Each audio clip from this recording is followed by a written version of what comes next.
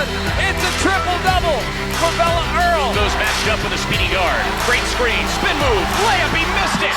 Williamson fights for the board. His putback is good.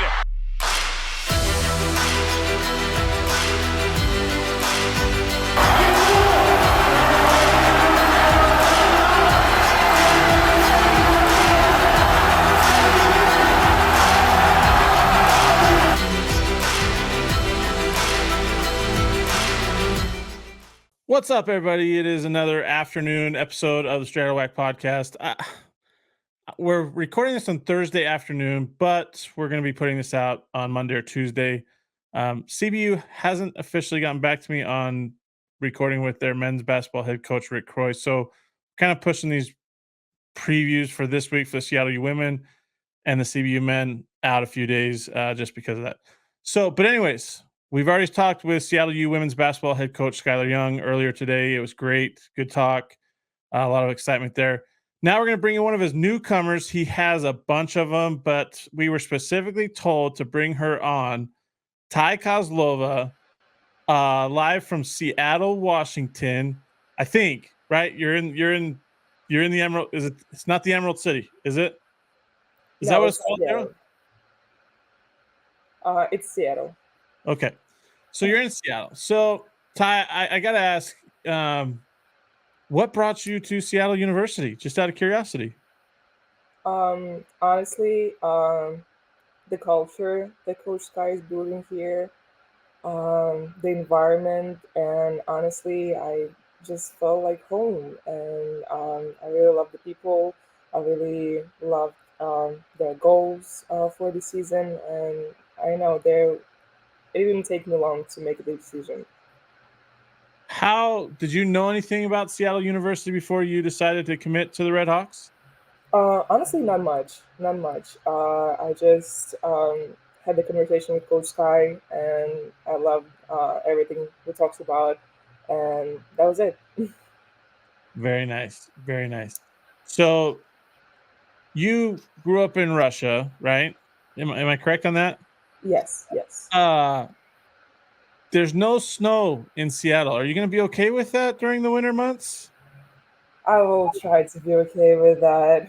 I will definitely miss snow, and I really love snow during winter. But honestly, I've been to different states when it doesn't snow over the winter, so it took me some adjusting, but I'll be fine. Okay. Maybe if you get the Utah swing on the right weekend, you'll get some snow. Yeah. Yeah, that's a good point. It just depends on the.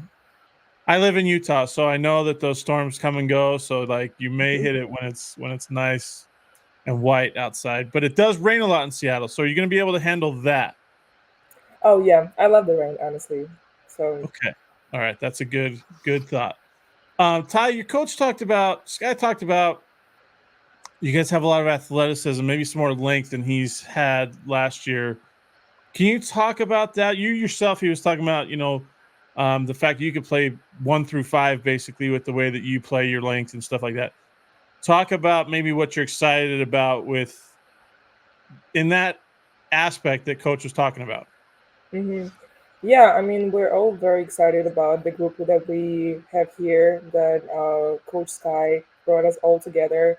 We have a great amount of talent and athleticism, but above all, we have great passion for the game of basketball, and we really want to win, and we really want to get 1% better every day. So yeah, I'm very excited for that, and honestly, with the style of play that Coach Sky wants us to play, fast and furious. It'll be very exciting to see what our group can do. Tai, you were part of an NCAA tournament side at Maryland as a freshman, what probably feels like a lifetime ago now, right? Talk about, you're the upperclassman, you're the grad transfer. Talk about maybe what you've shared about that Maryland team to this Seattle U team as you guys try to not only end a WAC tournament appearance drought, but fight your way to the, to the NCAA tournament or a postseason tournament?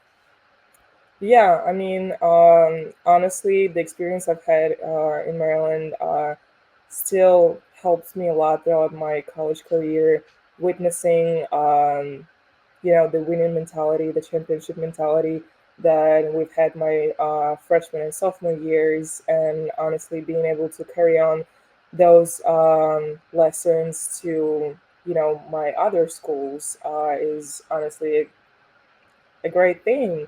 So yeah, and kind of being able to share those experiences with other girls on the team, and kind of bringing the expectations and kind of the, I don't know how to say it, the intention of doing everything 100%, paying attention to small details and stuff like that. And honestly, I'm very happy that we have the group that really focuses on those things and really wants to really live by those kinds of patterns and, I don't know, standards. I've had coaches say that the process of recruiting out of the NCAA portal is likened to speed dating. Um, how quickly how quickly does it take you to commit to a new school? From when you go in to maybe I don't know how many institutions you had weeded through before Coach Sky had got a hold of you in the portal. Can you maybe talk about that process and just how quickly it goes in the portal? Yeah, I mean, honestly, Portal has its advantages and disadvantages for everyone. For me, honestly, it's always been a great experience because I was fortunate enough to find a home in each school that I've been a part of, every program I've been a part of. And when I decided to take my grad year and enter the transfer portal, um, Coach Sky and his coaching staff reached out to me almost immediately. And what I really liked about the recruitment process from Coach Sky and his staff is that he immediately established a relationship. He immediately called me and said that he was interested in me as a player, and honestly, that gave a great start to the recruitment process. And honestly, it put him and the school and his coaching staff, so much above other institutions that were in conversation for me, that honestly choice wasn't even hard. I want to ask you, Ty, how important for you, you know, when you transfer from a school to school, how important for you? You talked about, your relationship that was developed with Coach Sky. How important are relationships when it comes to deciding where you want to go play basketball and go to school for that year or maybe for a couple years and whatnot?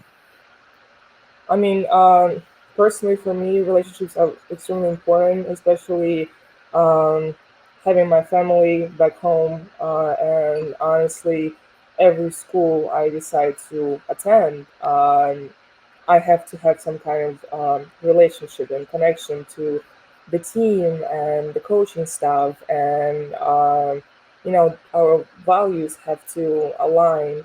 So I would say it's pretty important, and it's a great thing that I and honestly other girls on the team were able to find home at Seattle U, and honestly we're just very very happy to be here. So you're a grad student. What'd you get your initial degree in? Psychology and minor in women's studies. Very nice. Very nice. What are you getting your master's in? Psychology as well.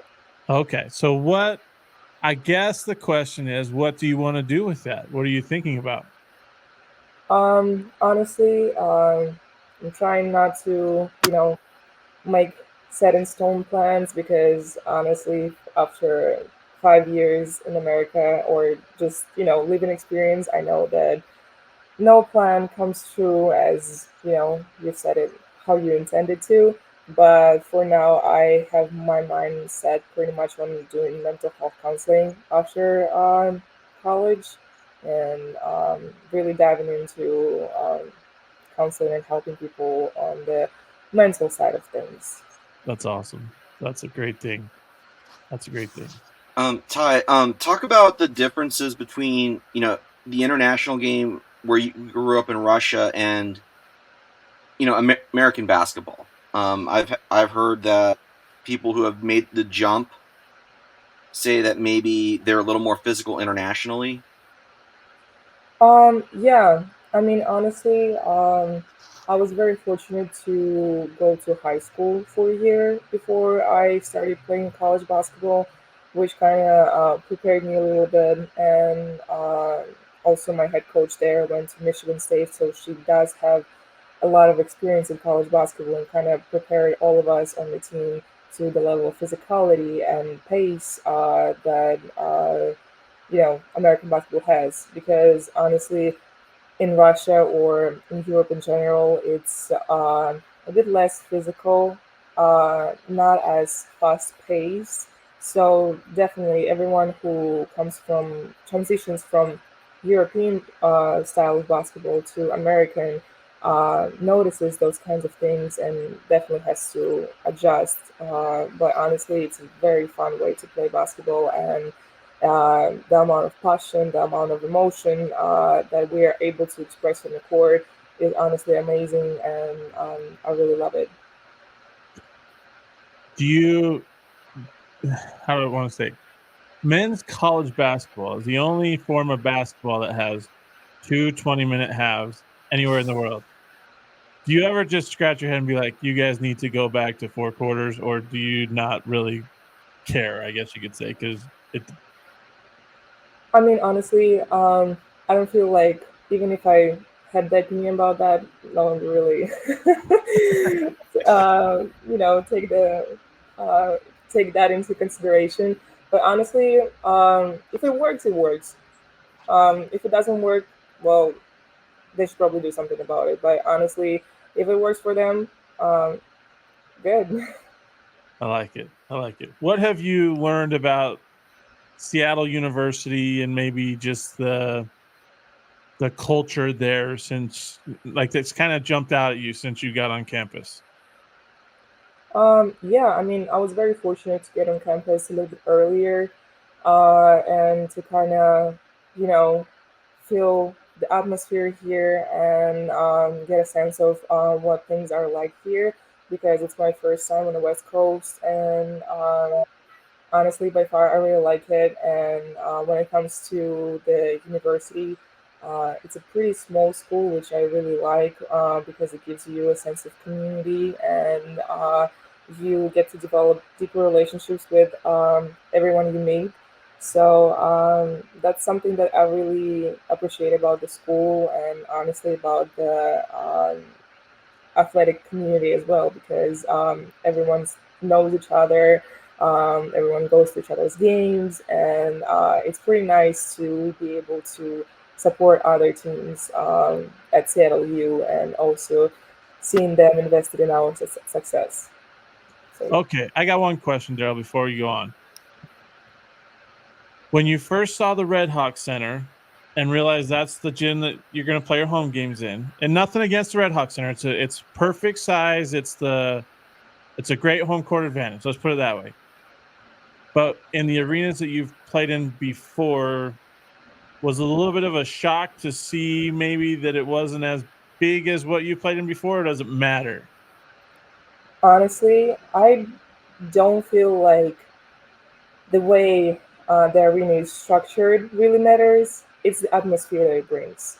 So honestly, if you play at the big arena with 10 people in the stands, honestly, I would choose a smaller arena with the packed stances, with the student section supporting you. So honestly, I didn't even think about that, and the Hub Center felt like home from the very first time I saw it, and I'm very excited for us to play there.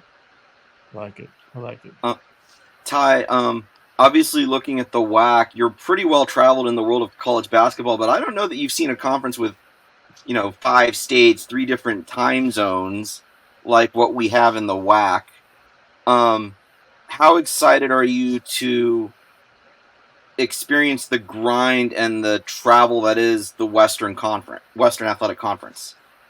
Yeah, I mean, it seems very exciting, and not just for me, for other girls in the team as well, because we're all from different conferences, and for some of us, it's our first time on the West Coast. So we're all very excited about seeing other states, traveling there, seeing other schools and different kinds of weathers that are in different states.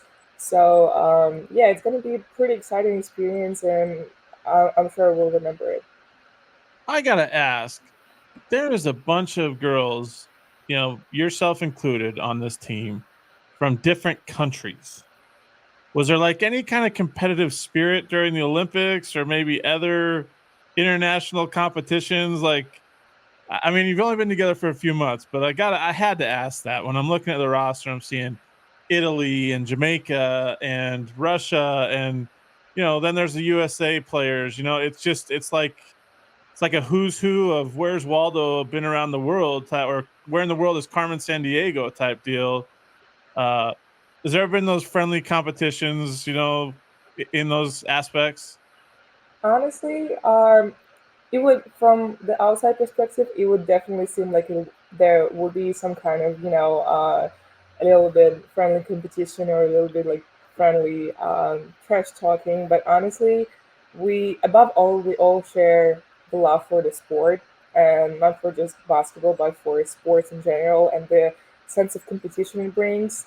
That we were all just honestly sitting in a locker room, or just hanging out together and just talking about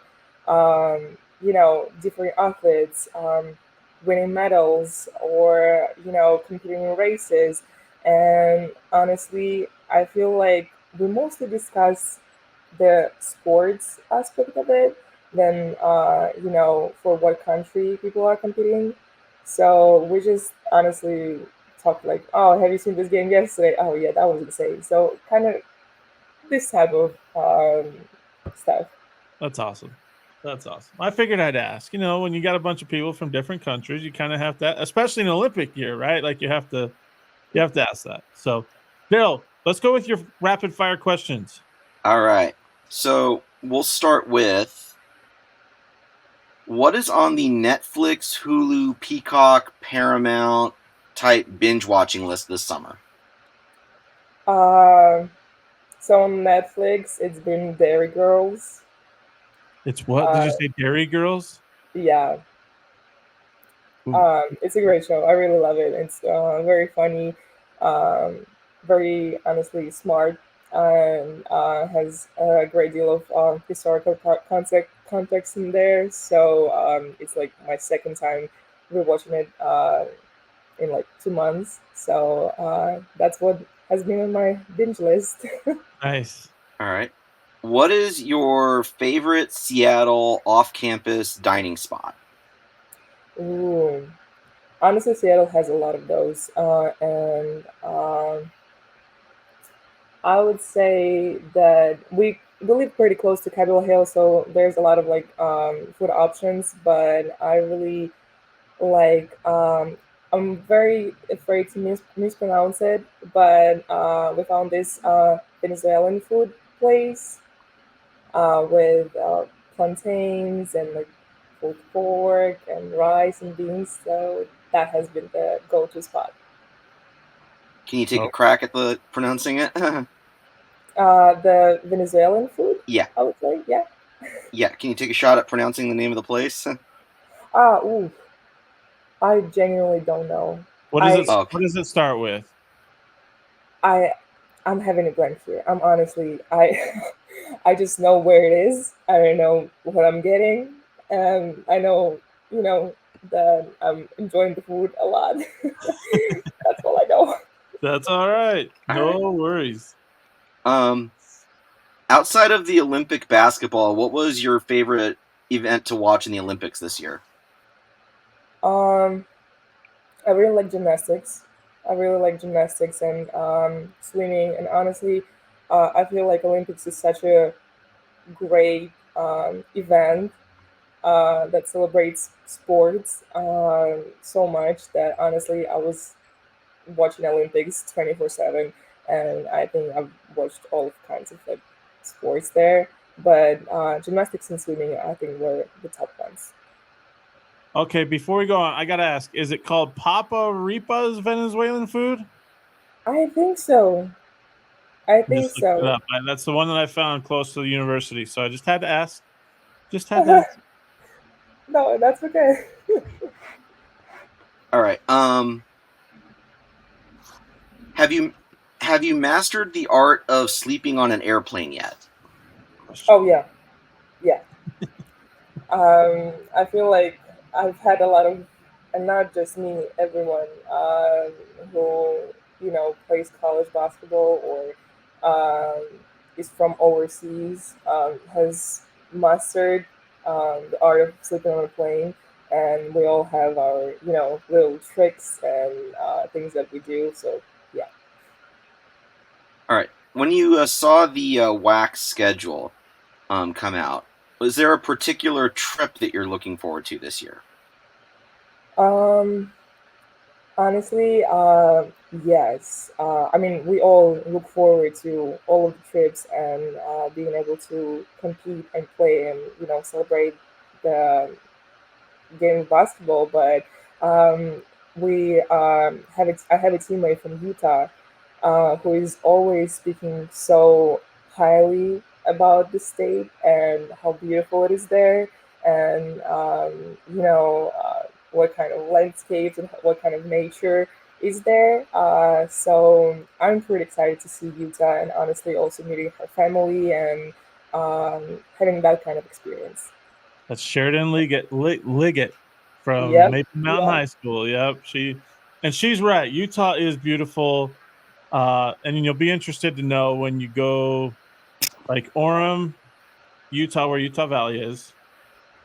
It looks much different than Cedar City, where Southern Utah is, and then Cedar City looks much different than where Utah Tech is. So you'll Hmm. get like a plethora of different. Oh, what is that called? Different Landscapes. landscapes. Yeah, that's a good one. So it's a very, yeah, that's a great thought on that. So trust your teammate because she's correct in the fact that Utah is beautiful because you can see. Okay. Yeah, yeah. And It's then we'll close it out with favorite dessert. I would say tiramisu. All right. Yeah, I don't know. Just really like it. Cold dessert. nice. Simple cold dessert, which on a week like we've had in Southern California, I would totally appreciate. Yeah. Okay, I got to ask you something, Ty. And I asked Kobe Williamson on the men's team about this since he's from Australia. Hmm. When you go home to Russia, when you go see your family, what is a meal that you always are hoping that mom or grandma or somebody makes for you?